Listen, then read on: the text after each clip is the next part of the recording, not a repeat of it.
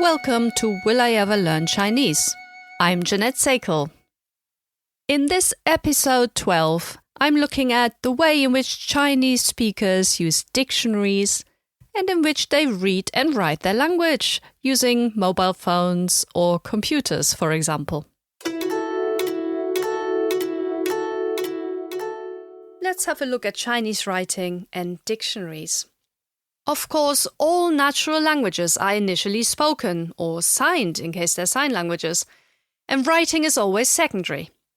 There are plenty of indigenous languages these days that are only spoken or signed and not regularly or ever written.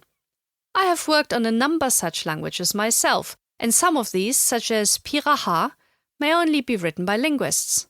Others, like Musetten, may only be written by a small handful of people. Once a writing system is established and is commonly used, it can be quite difficult to change it. Take English, for example, with its established writing system that today still reflects long-gone pronunciations, such as the KN in night, where the K is now silenced. Sometimes countries or language communities attempt a reform of the writing system to bring it more in line with the way the modern language is used, and thus make it easier for children to learn to read and write.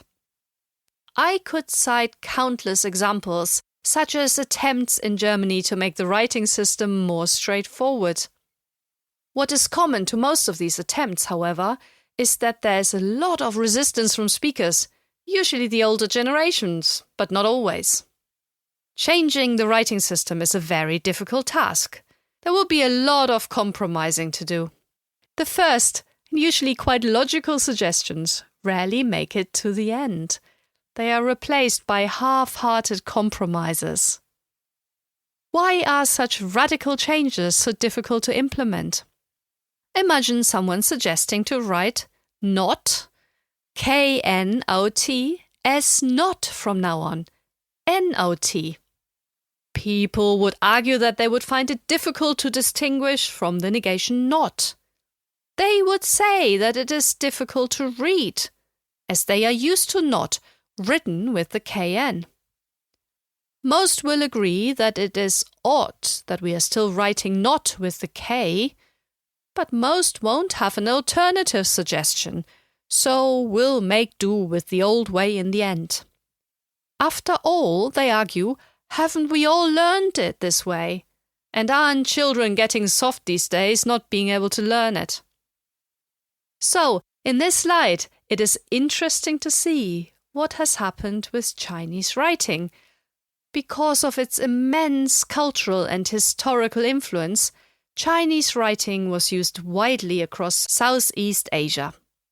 Languages such as Korean, Japanese, and Vietnamese were initially written using the Chinese writing system. Korean has, for hundreds of years now, been written with its own syllabic writing system, Hangul.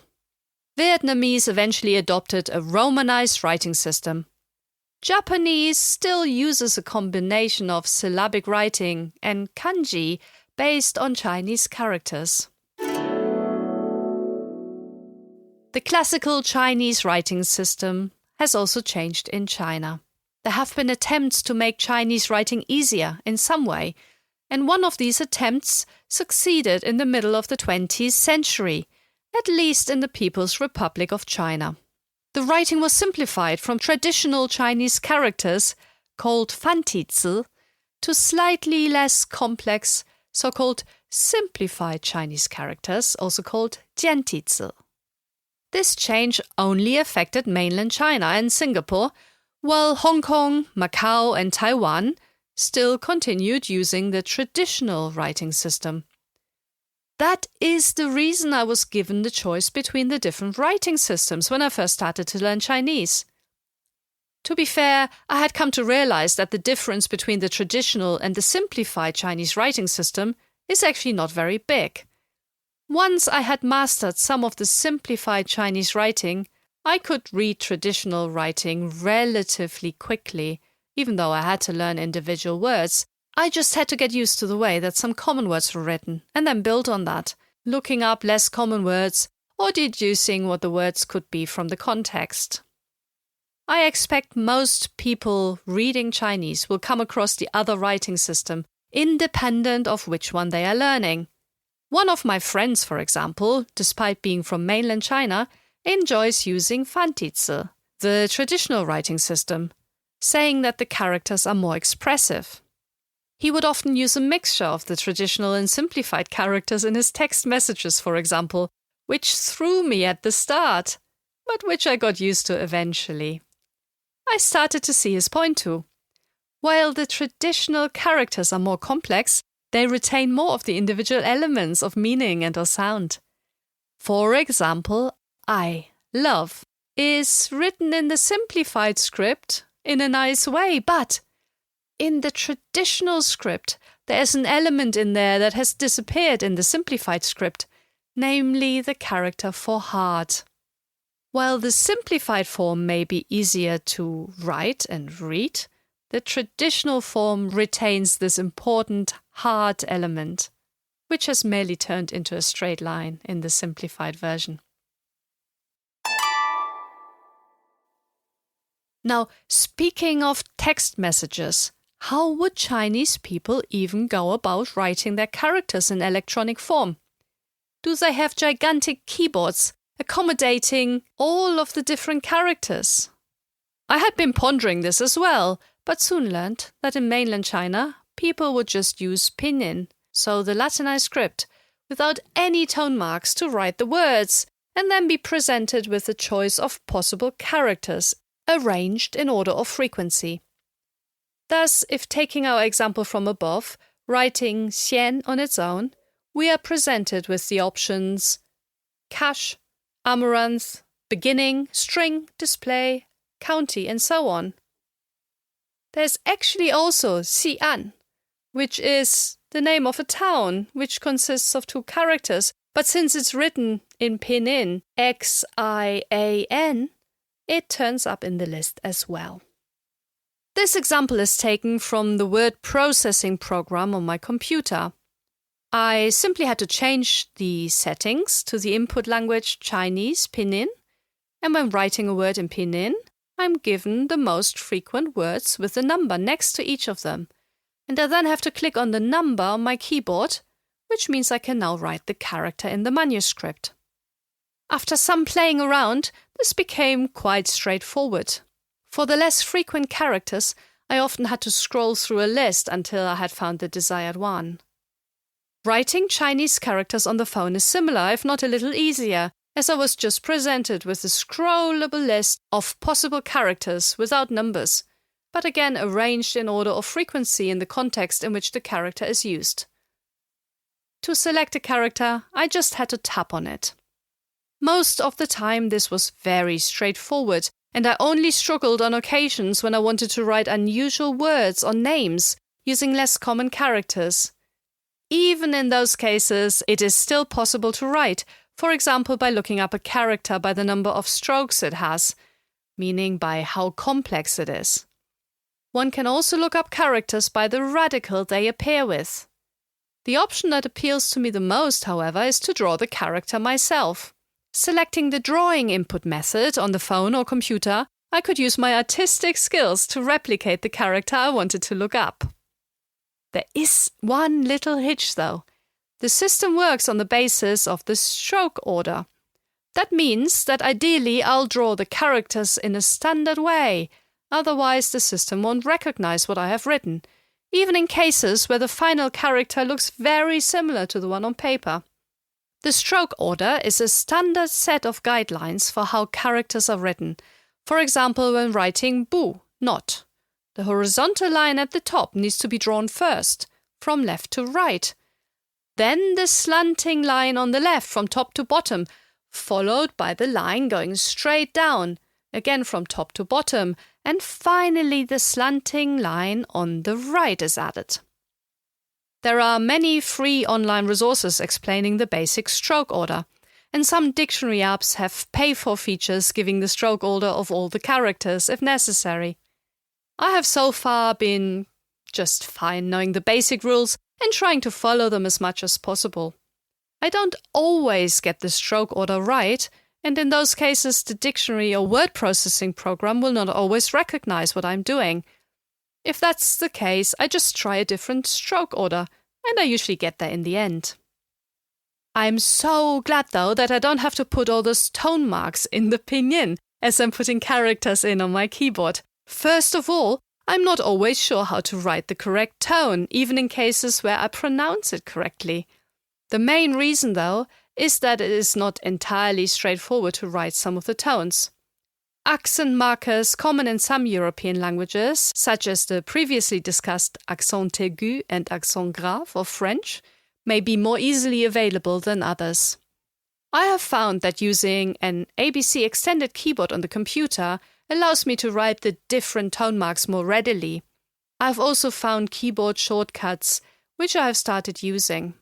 Despite not having to write tones in pinyin when inputting Chinese characters, there is an added complication when writing the letter Ü, which appears in very common words such as nu, woman. It turns out that the letter V is used for this purpose when inputting text in pinyin. When wanting to write nujen, women, in characters on the phone, the pinyin input would be NVREN instead of nuren, NUREN, which is how it would actually be produced in pinyin in written form. I was amazed to see how many other systems there were for writing Chinese, either as a Latinized version or with characters. Cantonese is often written with numbers placed after vowels indicating different tones. In Taiwan, text messages may be more readily written using bopomorpho, an alphabetical system originating in simplified versions of Chinese characters associated with their sound. In this system, there are less than 40 characters, which makes it relatively easy to represent on a keyboard, similar to alphabetic writing systems using the Latin script. There are also other systems, and an older one, the Wei-Giles romanization system, was commonly used before pinyin replaced it. It is still commonly found in loanwords in English, such as Tai Chi, as we call it in English, which in pinyin is actually written Tai Chi. And it's also found in very common names, such as HSU, which in pinyin would be written XU and pronounced Xu. While pinyin input is common in mainland China, I realized that many Chinese speakers have a simpler way to send messages. They often simply send voice messages. That takes away the need to write out complex characters and makes online conversations much faster.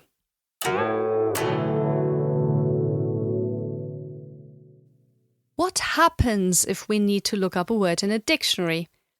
I remember being equally confused when I first started using an Arabic dictionary, but I got used to the system pretty fast.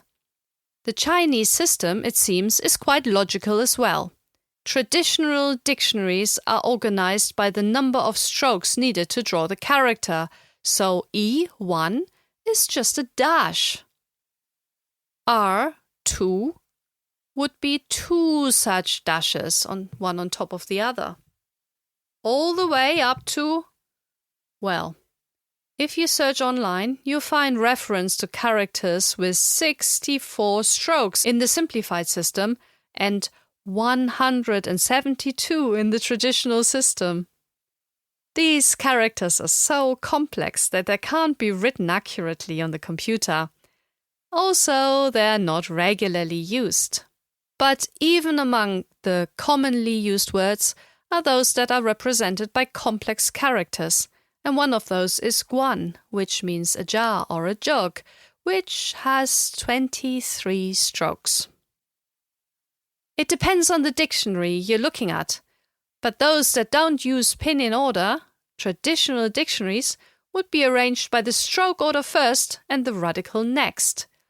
So you would have to know how many strokes there are, and then you would have to look for the right radical. I had looked at paper dictionaries, But I soon found out that there was an easier way to access a dictionary. I purchased a very comprehensive phone app instead. Now, not only could I carry this around with me at all times, but I also had a wide range of options depending on my needs. Thus, I could add a character recognizer feature whereby I would only have to take a photo of the word I wanted to have translated.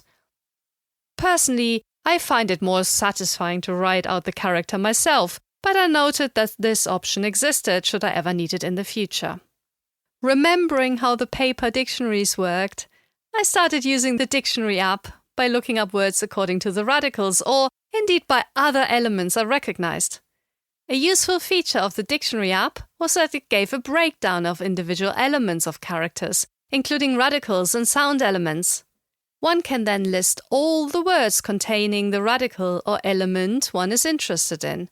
So, for example, if the character I wanted to look up included the radical gêne, the one that looks a bit like a 1 in English writing, I would look up all the words appearing with this radical in order or frequency, and usually I would soon find the character I was looking for. At first I thought this was not only magical but fun. I would focus on the details of each character, see if I recognized anything, and then work my way through the list. I started to see relationships between elements, be it in the sound or meaning, and my overall insight into the workings of the language increased. However, as my Chinese improved, I started to find this method rather cumbersome. Firstly, it was very time-intensive, and I would not always find the right character straight away. Sometimes that was because I had mistaken an element for a similar-looking one. Sometimes I was looking up rarer words that appeared very low on the list. Secondly, I often came across simple characters or character combinations that I did not know any element of, so I had no idea where to start. That's when I learned to use the trackpad method outlined before, writing the characters myself. So suddenly I could write out all of those characters and didn't need to look them up in the same way as before.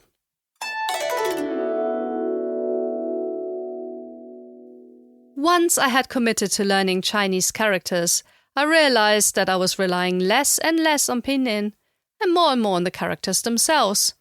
I even found that I was starting to prefer looking at new content using characters in my learning program rather than pinyin. I was quickly getting better at recognizing and reproducing characters, but they always lagged slightly behind my understanding and speaking skills. I was starting to wonder how many characters I would eventually have to learn. Looking for answers online, I realized that the opinions varied widely, but overall people would suggest that knowing about 1,000 characters should make 90% of the language available to me. 1,000 did not seem that many, I thought. I had been given the 1,000 most frequent words in Chinese book, and I started to leaf through the pages. There were actually many characters I had not seen before at this stage. It would take me a while, and I would have to do a lot of reading, I gathered.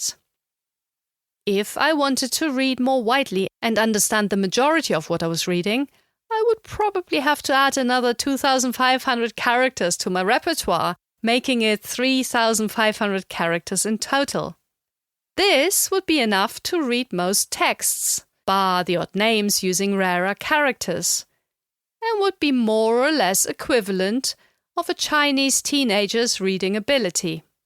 An older, educated speaker of Chinese would probably know double that number of characters. In fact, even educated people will come across new or unusual words. In these cases, it usually helps to know the building blocks of characters and to try to understand the words within the contexts in which they are used. My writing was getting better, but I would encounter snags from time to time. Of course I would. I realized that some characters looked very similar. For example, at first I thought the character for go and be were the same character until I started to writing them myself and realized the differences. Likewise, there's a character for E, which means already, and G, which means oneself, which looks a bit like a 2 in English at a push. And they look very similar. One has a teeny tiny line that extends ever so slightly further than the other. Whenever I came across one of them, I was unsure which one it was, and I found it almost impossible to remember the differences, so I needed to find a way to make them stand out. That's when I noticed that writing them down next to one another was a good way of making the distinctions clear. I started to collect the characters that confused me in a document on my phone. Whenever I came across a character like that, I'd add it to the list. Once I saw these characters listed next to one another, they didn't seem quite so scary. I was able to tell the differences more easily and eventually knew the differences intuitively. All it took was to look at the list on my phone from time to time.